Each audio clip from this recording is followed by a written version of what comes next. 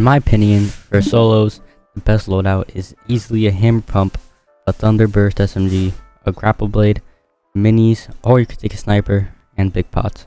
This season, movement's just really important, so I would always make sure to have a grapple blade with you because it's the best way to move around the map. Personally, I would take minis over a sniper because I like to have extra heals when I fight, but if you are the person who likes to play with a sniper, then you could always just take a sniper, and that's really up to you. In my opinion, the best attachments for the pump is the speed mag, which increases the reload speed by 20% and allows it to reload 2 shells at a time, the laser, which increases the hip fire accuracy, and the muzzle brake, which reduces recoil.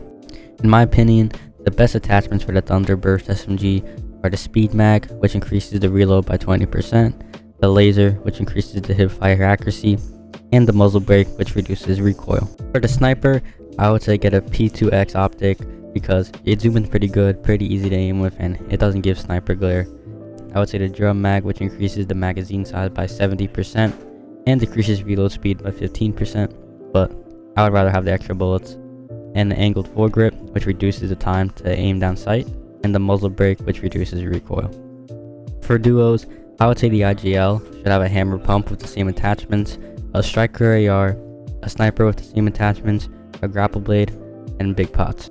The attachments I would say you should have for the striker AR are the Hollow 13 optic, as it's just the best one to aim in and easiest in my opinion, the speed mag, which increases the reload speed by 20%, a vertical foregrip, which improves the aim down sights and recoil spread, but you could also use a laser. It really depends what you're trying to use it for, because if you're trying to go for like far shots, then I would say use the vertical foregrip, but if you're trying to go for close fighting with it like a SMG, I would use laser.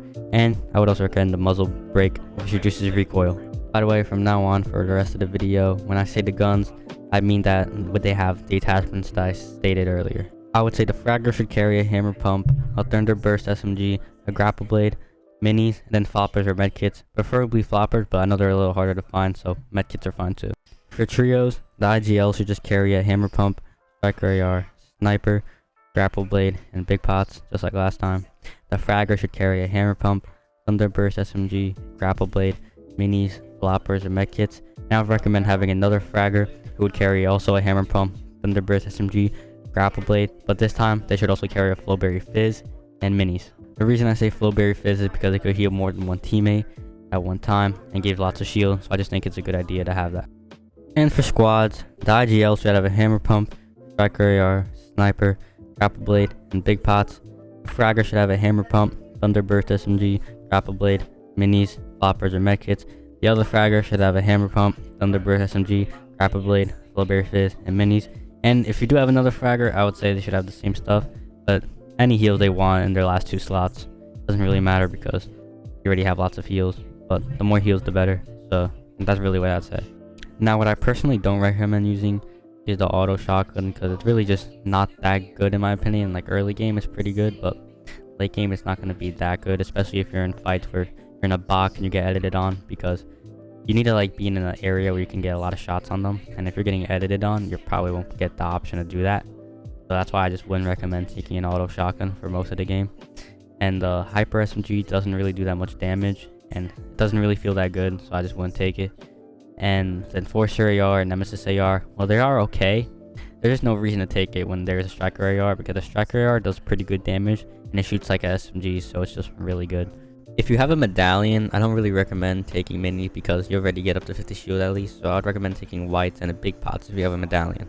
And that's really my opinion.